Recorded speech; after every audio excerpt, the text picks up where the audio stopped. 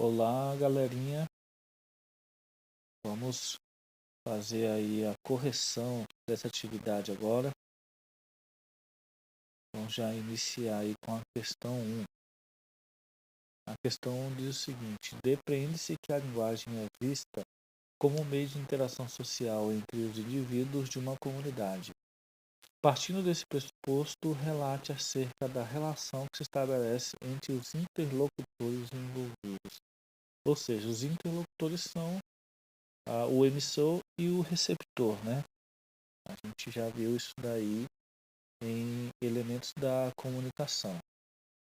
Então, eu coloquei como resposta isso aqui. A linguagem é primordial na relação social, pois a interação entre indivíduos define aprendizados, conceitos, percepções que se dão somente com a troca estabelecida pela socialização.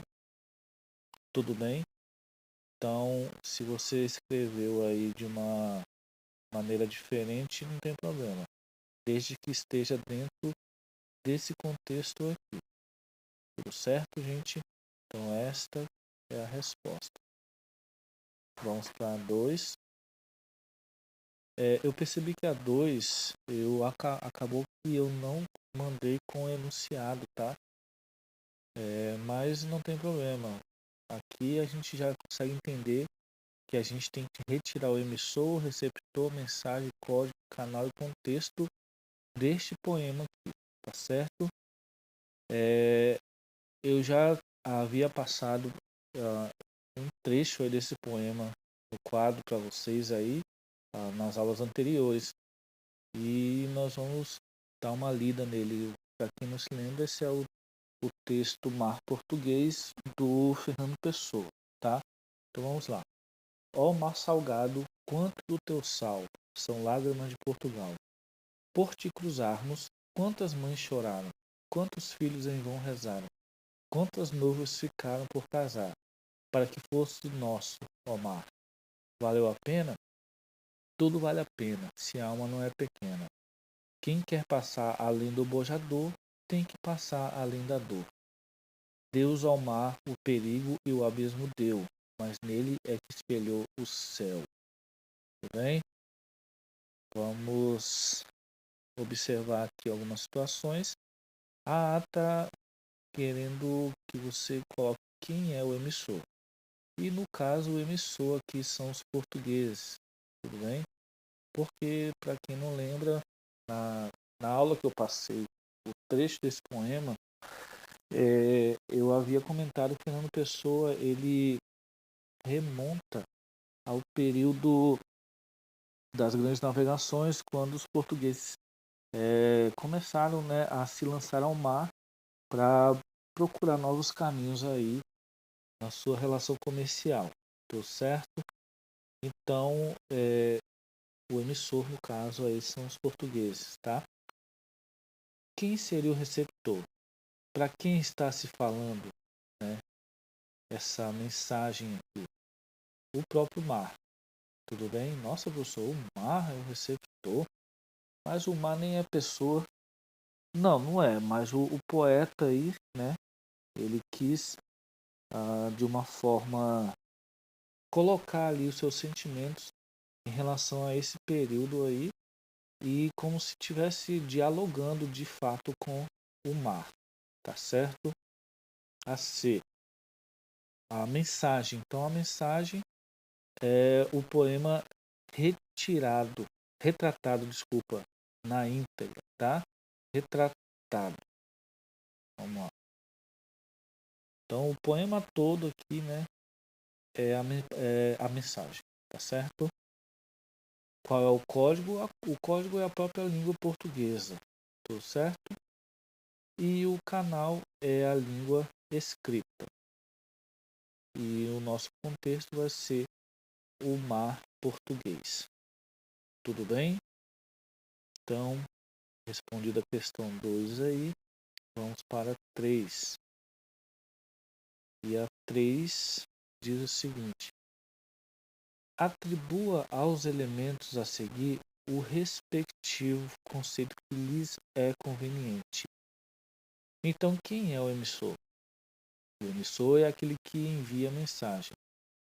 Receptor, aquele que recebe a mensagem. O código, a língua escrita, falada, os símbolos, tudo relacionado a um meio de se passar uma mensagem. A mensagem representa o conteúdo das informações transmitidas. E o canal é o meio físico pelo qual se transmite a mensagem. O canal pode ser a própria fala, ou pode ser um sinal, uma imagem, tá? Tudo isso é o canal. O contexto indica situação, assunto, lugar ou objeto que a mensagem se refere. Tudo certo, gente? Então esse é o nosso contexto, tá? Questão 3 aí bem tranquila. Vamos continuar. Na questão 4 agora, a frase abaixo foi extraída de um anúncio que vende produto para a pele. Hoje você é uma uva, mas cuidado, uva passa. Então ele fez aí um trocadilho, né, com a questão da uva passa, e vamos observar aí o que o exercício pede. Comente a superposição de funções gramaticais que recai sobre a palavra passa, tá? Então, a resposta é o seguinte: o termo em questão assume duas funções morfológicas, a de adjetivo ao se referir a um tipo de uva que seca ao sol em estufa, e a de verbo denotando a ação de passar, ficar para trás. Tudo bem? Então, essa palavra passa ela vai assumir o adjetivo da uva que seca em estufa, né? E também o verbo passar, né? De passar ou ficar para trás. Tudo bem? Vamos para B. Explique os efeitos persuasivos provocados por essa superposição. Para quem não sabe, persuasão é quando você, de alguma maneira, quer exercer influência sobre alguma pessoa, tá? Então, tal ocorrência reforça a ideia da necessidade de cuidar constantemente da pele. Haja vista que, com o passar do tempo, essa vai dando sinais de envelhecimento, tornando-se semelhante à uva passa. Então, a ideia é essa, né? A propaganda, ela diz que a pessoa pode ter uma pele de uva, né? Mas a questão é que a pele ela pode enrugar, né? Enrugar. Tudo certo? Então vamos continuar aí. A C diz: discorra sobre a função da linguagem que predomina na frase. Aí a resposta é: como se trata de um anúncio publicitário, a finalidade discursiva nele presente é persuadir o consumidor a adquirir o produto. Tal aspecto evidencia a presença da função apelativa ou conativa da linguagem. Quem é que lembra da função apelativa? A função apelativa é justamente o que se apresenta nessas propagandas, né? Que você está persuadindo a pessoa ou quem assiste a fazer aquilo que você está indicando que se faça, né? Uma propaganda ou até às vezes mesmo uma pregação de um pastor ou uma missa de um padre, que eles colocam ali alguma situação para tentar influenciar você dentro daquele contexto. Então essa é a função apelativa. Então vamos para a questão 5. Leia o poema Poesia de Carlos Drummond de Andrade para responder à questão 1. Gastei uma hora pensando em um verso que a pena não quer escrever. No entanto, ele está cadente, inquieto, vivo. Ele está cadente e não quer sair. Mas a poesia deste momento inunda minha vida inteira. Que função de linguagem se destaca no poema? Emotiva, né?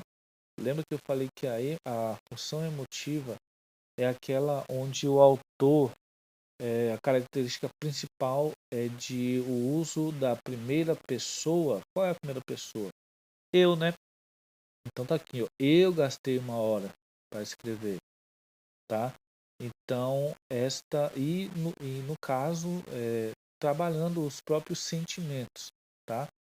Na primeira pessoa, trabalhando os próprios sentimentos. Tudo bem? Então, é a função emotiva aí na questão 5. A questão 6. Em qual das opções a seguir temos um exemplo de função fática? Lembrando que a função fática é quando há o teste do canal de comunicação. Eu dei o exemplo lá, quando você está conversando com alguém pelo WhatsApp, por exemplo, e você coloca pequenas expressões. Então a pessoa escreve uma coisa, você escreve uhum, aí escreve outra coisa, ah, tá.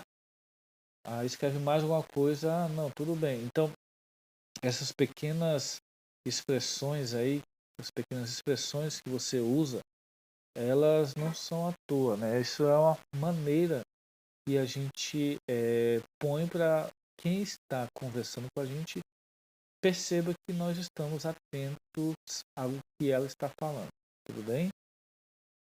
Então vamos aí às opções. A A diz: naturalmente os homens não são nem reis nem escravos. Ao nascer só trazem sua nudez, expressão mesma de suas carências. Tudo bem?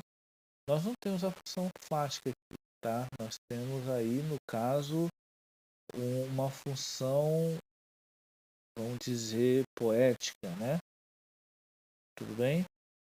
Aí na B diz: você é nosso convidado especial, não deixe de participar. Aqui eu posso perceber que existe a função apelativa, tentando influenciar alguém para alguma coisa. Na C diz: fonema é a menor unidade sonora de uma palavra. Letra é a menor unidade gráfica de uma palavra. Aqui, com certeza, é a função referencial, A função referencial quando a gente quer passar algum tipo de informação. Então não é a C. E a D diz: eu te amo e vou gritar para todo mundo ouvir. Função emotiva, Olha aqui o uso da primeira pessoa, falando de sentimentos. Então só sobra a letra E. Alô, você está me ouvindo? Ou seja, aqui há um teste do canal de comunicação e se destaca aqui a função fática. Então a 6 é a letra E. Vamos para a 7. Com relação à estrutura das palavras da língua portuguesa, assinale a alternativa incorreta. Tudo bem? Então vamos às questões. Os morfemas, para quem não lembra, os morfemas são as menores unidades, das palavras. Cada pedacinho da palavra é um morfema. E nós temos morfemas aí como radical, como a vogal de ligação, consoante de ligação, vogal temática, desinência. Então tudo isso aí são os morfemas. Os morfemas que indicam flexões das palavras variáveis da língua são chamados de desinências nominais ou verbais. Nós temos esses morfemas também, que são as desinências. Então isso está correto, mas não é essa que a gente vai marcar. Então a B diz: a vogal ou consoante de ligação é um morfema incapaz de facilitar a emissão do som das palavras. Na verdade é o contrário disso aqui, A vogal ou consoante de ligação é justamente para facilitar a questão da forma como se diz a palavra, Então, por exemplo, cafezal, Nós temos ali o Z como uma consoante de ligação. Se não tivesse o Z, seria cafeal, Uma coisa meio esquisita, meio disfônica, Então, o interessante é que a letra Z ela vem justamente para resolver esse problema na hora de pronunciar a palavra cafezal, por exemplo. Então, na verdade, a vogal ou consoante de ligação ela é um facilitador da pronúncia da palavra, contrário dessa afirmação aqui. Então, a opção B é a que a gente marca. E só para confirmar, a C diz: o radical é um morfema comum às palavras que pertencem ao mesmo campo semântico. Exatamente, Então, o radical da palavra carro, a gente pode, dentro do mesmo campo semântico, carroceria, carroceiro, carreta e por aí vai. Tudo bem? Então, então, é, então o radical é aquela parte, né, que nós vamos conectar os outros morfemas. O radical é a única coisa que não muda, então essa C está correta. A D diz: o elemento que liga o radical às desinências é chamado de vogal temática. Corretíssimo também, né? Por exemplo, menina, né? O A é a vogal temática, desinência no singular feminino. E os afixos são morfemas que se colocam antes ou depois do radical, tendo sua significação. Exatamente, nós temos o prefixo e o sufixo. O prefixo é aquele que vem antes do radical e o sufixo é o que vem depois do radical. Beleza? Vamos aí para a questão 8. Relacione as listas e assinale a alternativa correta. Então, 1 é consoante de ligação, 2 é variação de vogal temática, 3 é vogal de ligação e 4 é vogal temática, tá? Então, no caso aí, dancei. O que é dancei? Então, dancei, nós temos uma variação de vogal temática após o radical, tá certo? Nós temos aqui essa vogal temática aí, tá? E quando nós fazemos aí a flexão do verbo, nós vamos alterar essa vogal temática aí, tá? Beleza?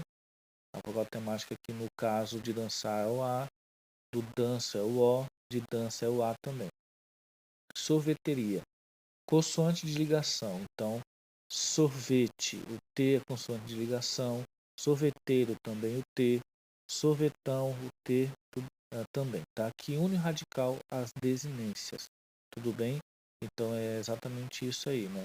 Essa consoante de ligação, ela tem a função de unir o radical às desinências. Tudo bem? Desinência no caso nominal ou verbal. Nominal, quando a gente fala em relação ao nome, né? Menina, que eu citei agora há pouco, é a desinência nominal de aspecto feminino. E a desinência de verbo vai ser pela própria conjugação do verbo. O verbo comprar, por exemplo, eu comprei, o ei vai ser uma desinência verbal, tá? De primeira pessoa. E geladeira, vogal temática, gelo, né? O O vai ser aí a minha vogal temática, tá? O que vem antes disso é o próprio radical, beleza? Vários, vogal de ligação que permite a pluralização do substantivo. Exatamente, né? Nós temos a vogal de ligação e a desinência aí no plural, tá?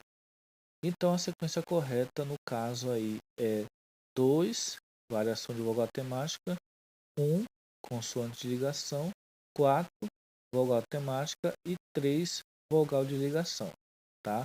Consertem aí se vocês estiverem errados. Então, continuando. Assinale a alternativa que corresponda ao elemento que contém o significado básico da palavra. Então, muito fácil, né? Nós temos o radical, que é a parte que realmente não vai mudar na palavra, tá? Então, questão 9 bem tranquila. Vamos para a questão 10.